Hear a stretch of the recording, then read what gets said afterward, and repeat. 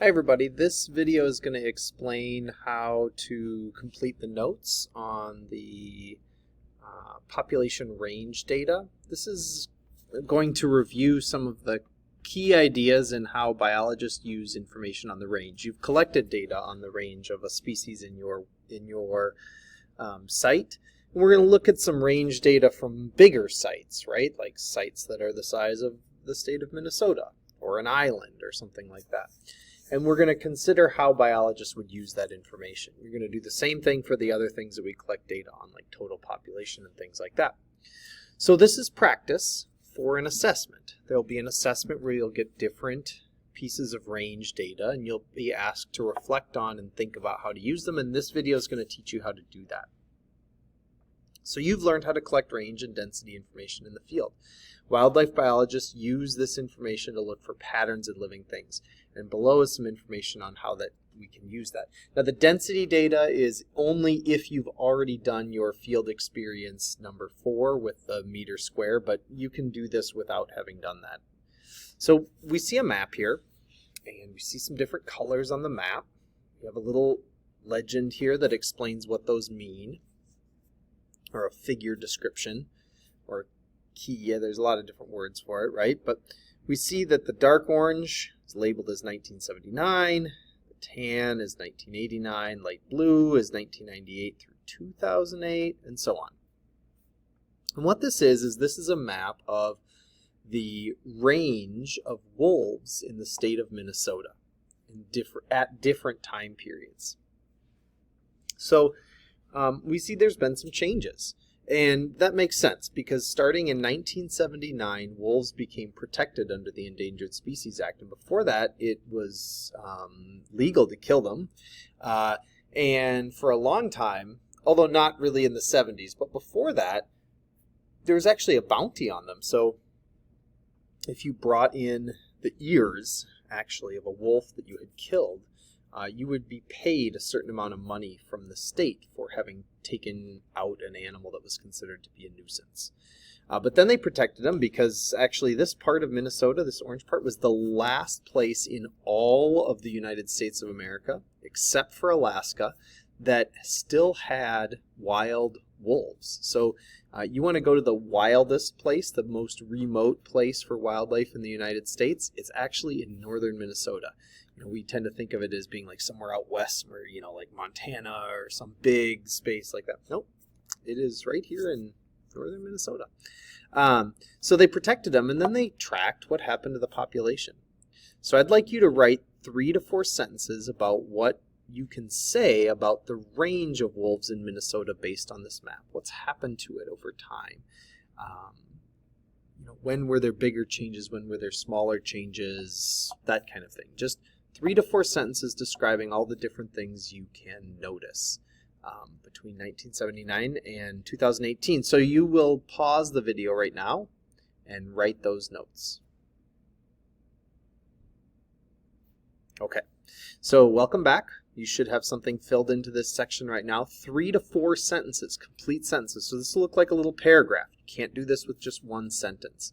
I'm looking for lots of observations. So if you kind of just wrote one sentence and you felt like you were stuck, go back again and describe, what time periods had the biggest change, or places you noticed where it expanded quickly, places it seems like they're expanding slowly. Things like that. And then I'd like you to look at this diagram. So this is a separate diagram. This one is also range data, but it's shown a little bit differently. Instead of being drawn on the map and shaded, kind of like the way we collected range data, this one uses colored dots, white dots, to represent cattle living on a farm. And so the more white dots you see, so the background color is a really dark green. The more white dots you see in an area, the more cattle live in that area. And then some of these bigger dots, those are mega farms. So farms where they have huge, hundreds or thousands, probably thousands of cattle. And so those dots are bigger. If they're kind of just like lots of like shaded little dots, those are probably lots of smaller farms. still representing thousands and thousands of cattle, but not all concentrated in one location. The lighter the color on the map, the more cattle live in that area. That's something you should understand. So you'll notice kind of a dark patch right here. You notice it's really dark up here. Well, there aren't really any cattle, not very many at least, living in northern Minnesota. The reason this patch right here is so dark, that's Minneapolis, St. Paul. We don't have many cattle living right in this area. But once you get up by St. Cloud and you get an outstate and you go down south, we see large regions with lots of cattle. Okay, so I'd like you to write 3 to 4 sentences about what you can say about the range of cattle in Minnesota based on this map. And again, I've given you some stuff. I've just been talking about what you can notice. And I'd like you to notice, where are they? What are they? Like 3 to 4 sentences. So pause the video. Okay. If you're back, you should have some 3 to 4 complete sentences filled out here. Now we're going to combine the two maps. So wolves are opportunistic hunters, and they'll kill whatever's easiest to kill and available to them, including cattle. So when wolves kill livestock, we call it, there's a word for it, it's called depredations. And wolf depredations have been going up over the past 15 years. Before that, there were wolf depredations, but not that many, right? It was really only been in the last 15 years that we've seen a big increase in wolf depredations. Actually, and for a little period of time, back in around 2012, they actually allowed a wolf hunt to try to reduce the number of wolves in the state because of the number of depredations. I'd like you to compare the two figures. This one, that changes over time. Think about the last 15 years. So that means going back to what? 2005, right? Think about what kind of changes we see on this map in that time frame and compare it to what we see in this map of where cattle live in Minnesota.